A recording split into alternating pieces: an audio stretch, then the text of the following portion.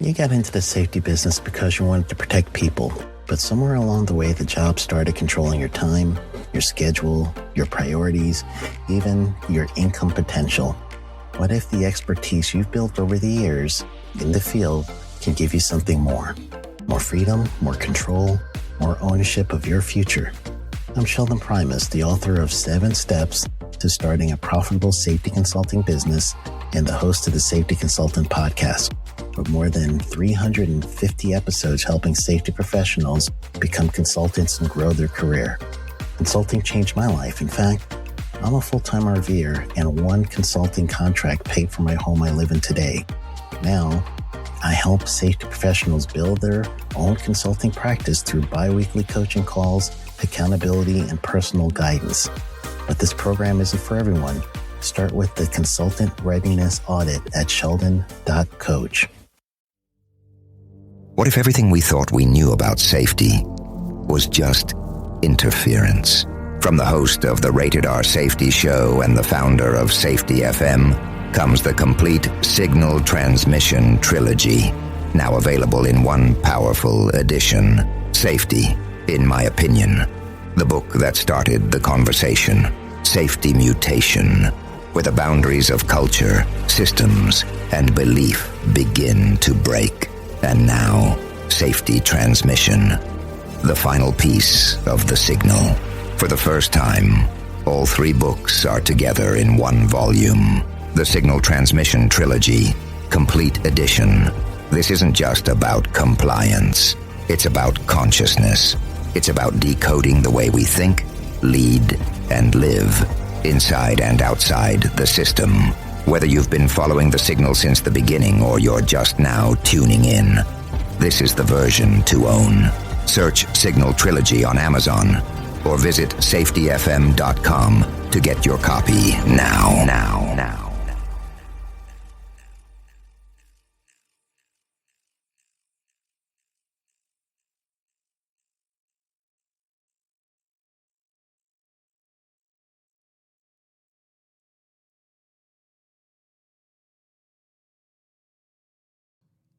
This is Andy. And this is Matt. And you're listening to The Hot Podcast with no name.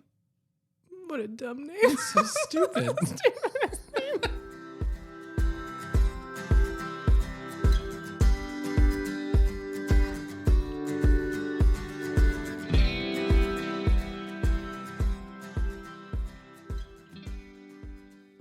And let's begin. No. That's how we're going to start. Episode 24. All right. You sound real sick. I know. Don't bring it up. I'm sorry. Just allow it to happen. Okay. Just know that we're close enough where you will probably get sick. So this is what you have to look forward to. Thank you. Thanks. So we are continuing on our pushback episodes. Devil's Advocate. Yes, that's the one. Of things that we hear or people have asked us to talk on that are fairly common thoughts around this hop space where people are concerned or have a misunderstanding, and how we would respond to it, and then hopefully make it succinct enough that you could borrow some of our words if you need it. And we have a laundry list of pushback, and what we're trying to do where we can is either by getting questions or by recent pushback. Think of what's most relevant. Yes. And so we have one that's very relevant and not, I just realized how sick I sound. Not, yeah, you're not sounding this great. Is great. I don't need any medicine. I'm taken care of. Thank you. So this is something that I didn't really understand the magnitude of when it was said. I not coming from safety didn't make much sense to me. Yeah.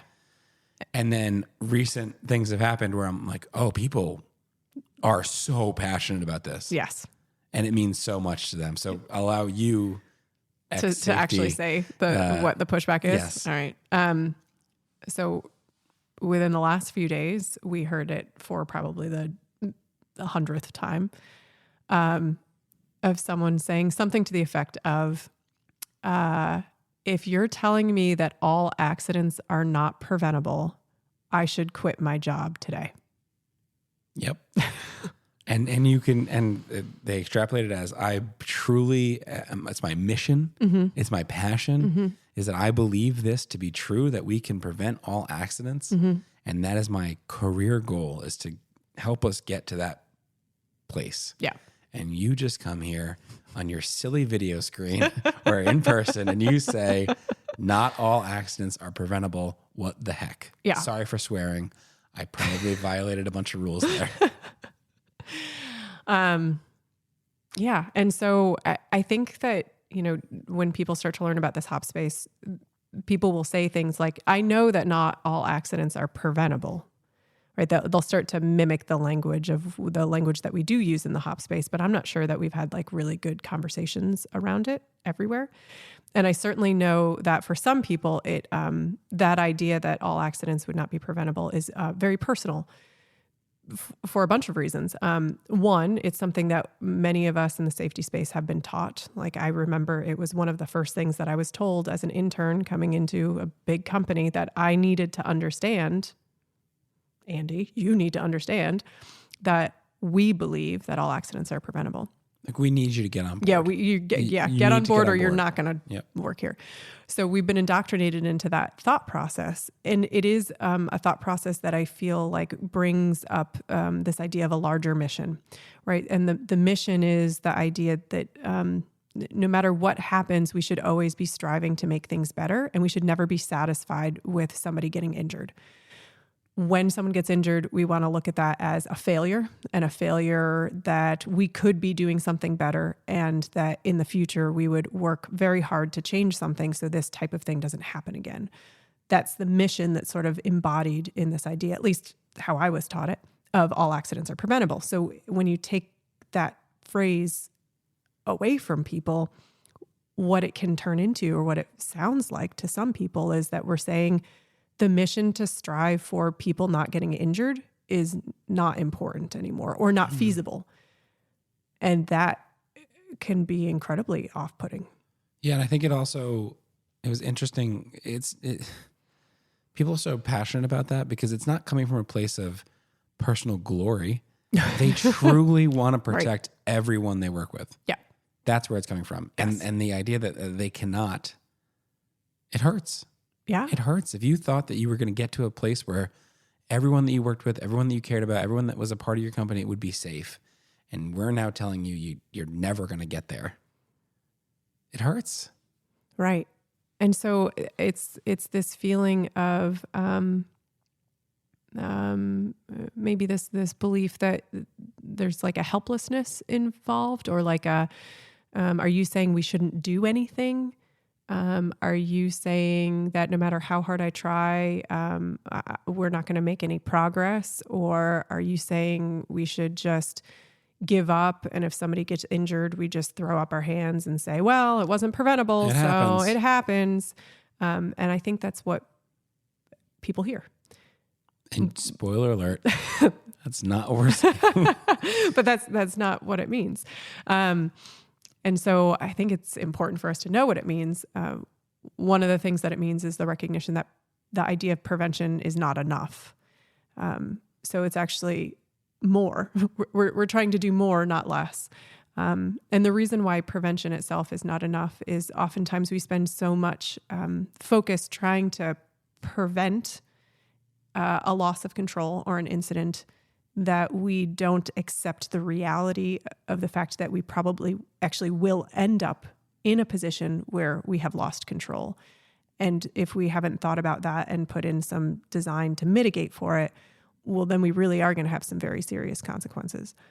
Even against our best efforts, right? Even against making sure there's compliance to what we want, checking all prevention, areas, it's not enough. Yeah. We'll still get there. So like a very simple example is the idea is if we spend all of our energy trying to prevent the car accident, if that's what we define as our accident, and we forget about the fact that at some point we probably will end up in an accident, well, then we didn't do anything to mitigate for it, right? So that means that we wouldn't have had the crumple zones and we wouldn't have had, bumpers and the pieces of the puzzle that actually do a great deal to reduce the consequence of an event.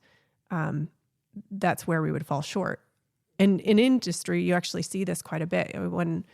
When companies started to adopt tools like the bow tie, where you have a loss of control in the middle and then you have prevention on one side and mitigation on the other, what you tend to see over and over again is that a lot of thought has gone into prevention and not a lot into the mitigation side, unless you're in the PSM world, right? So those folks have been ninjas at this for years and years and years.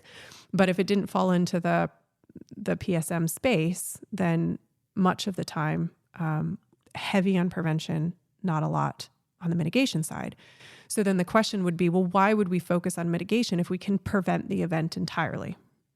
And that's where this idea of you can't prevent everything comes into place, because we can't. We can't. No. Because in order to prevent everything, we actually have to be able to predict many, many different pathways of getting there. And we can predict a lot of them. And the ones that we can predict, we absolutely want to prevent. So this is additive. This is not ripping down the prevention piece of it. But the secondary recollection and understanding comes from the fact that because we can't predict all of the various pathways to get to a loss of control, we also have to plan for it happening and then mitigate it accordingly. So going back to the same example that we just talked about of the idea of crashing a car, if we think about just the control of automatic braking,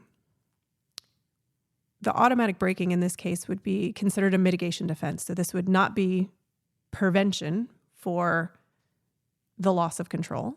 The loss of control in this case is the fact that we are very close to another car, moving faster than we would want to be moving.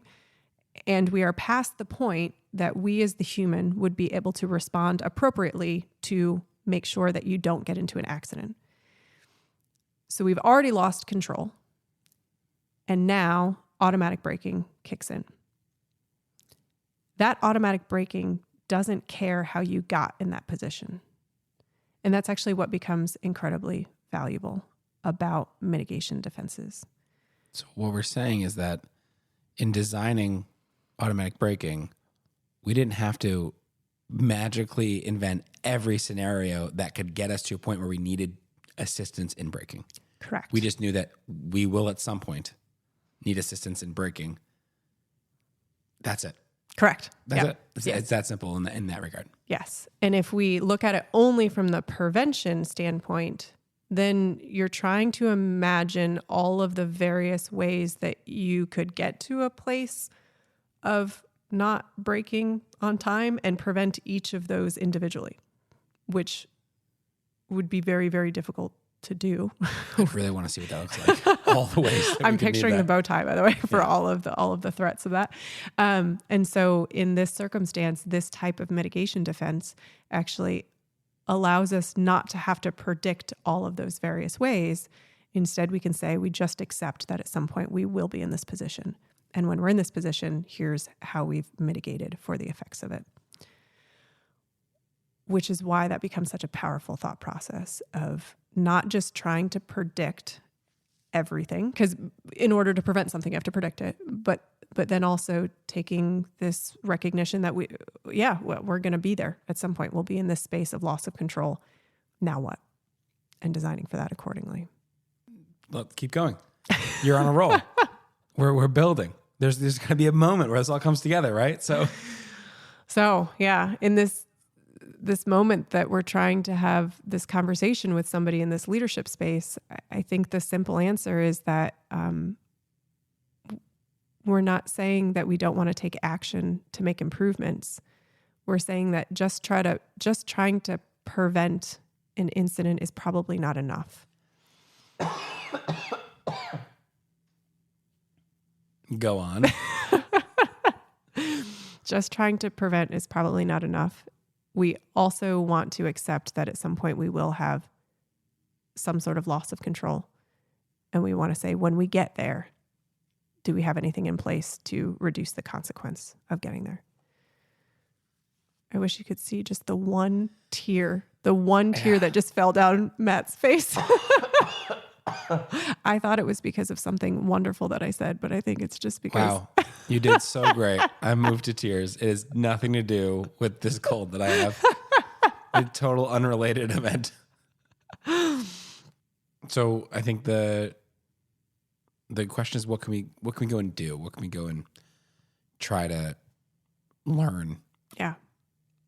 And I think that becomes probably the most important question, because even in the space of trying to design a mitigation defense, we do have to have some inclination that we can get to that loss of control. And that's where the idea of sort of predicting and preventing comes like crashing into this idea of mitigation, is that knowing where we might have a loss of control, that information lies with the folks that are doing the work, right? Of being able to learn from them as to what things are not going to plan, what things are not working well, the difficulties that they're having, the near misses that people are having. And then very quickly, we can start to see places where loss of control are more probable than others, or more possible than others. Which I think Bob has a good story about a combi lift. Yeah.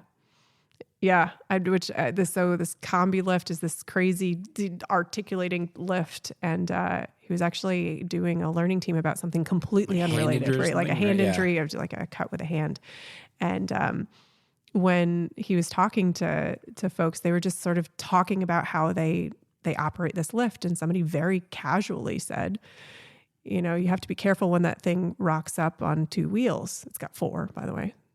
I think it's got 4 or 3. I'm not sure, but it's got more than 2. I can tell you that much. More than 2. When you have to be careful about something rocking up on X number of wheels. Yes. And that's a great place, right? That's just what we would call a weak signal in conversation of somebody saying, yeah, I've seen this thing happen before. And now we're starting to talk about that as a potential loss of control. Now we can work really, really hard to try to prevent it from rocking up on 2 or 1 wheel, or however many wheels it's rocking up on.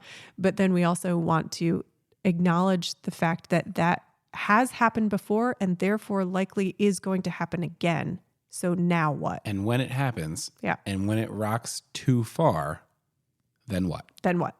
And that's what we want to start thinking about, right? That's that mitigation space of potential loss of control. It's right here. Now what? So that's our mission, is to actually expand beyond prevention, not get stuck on the belief that prevention is going to be enough. We want to get real with the fact that in many cases it's not enough. So then what are we going to do when it's not enough? And that's where mitigation comes in. This won't be the title, but it could be just simply, so then what? So yeah, when we get to this, so then what happens? How do we mitigate? Yeah. All right. Thank you for carrying the load today.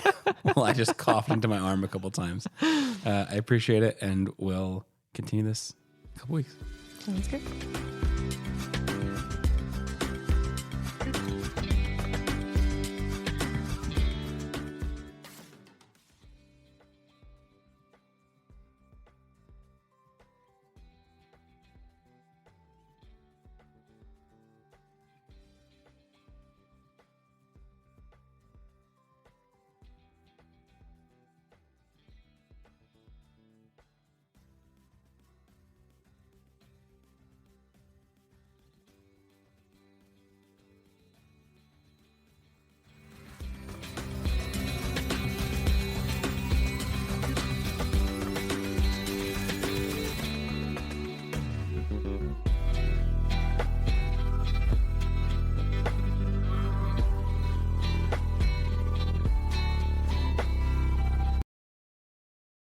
You got into the safety business because you wanted to protect people, but somewhere along the way, the job started controlling your time, your schedule, your priorities, even your income potential. What if the expertise you've built over the years in the field can give you something more? More freedom, more control, more ownership of your future. I'm Sheldon Primus, the author of 7 Steps to Starting a Profitable Safety Consulting Business and the host of the Safety Consultant Podcast, with more than 350 episodes helping safety professionals become consultants and grow their career. Consulting changed my life. In fact, I'm a full-time RVer, and 1 consulting contract paid for my home I live in today. Now, I help safety professionals build their own consulting practice through bi-weekly coaching calls, accountability, and personal guidance. But this program isn't for everyone. Start with the Consultant Readiness Audit at sheldon.coach. What if everything we thought we knew about safety was just interference? From the host of the Rated R Safety Show and the founder of Safety FM comes the complete Signal Transmission Trilogy, now available in one powerful edition. Safety, in my opinion, the book that started the conversation. Safety Mutation, where the boundaries of culture, systems, and belief begin to break. And now, Safety Transmission, the final piece of the signal. For the first time, all three books are together in one volume. The Signal Transmission Trilogy, Complete Edition. This isn't just about compliance. It's about consciousness. It's about decoding the way we think, lead, and live, inside and outside the system. Whether you've been following the signal since the beginning or you're just now tuning in, this is the version to own. Search Signal Trilogy on Amazon or visit safetyfm.com to get your copy now.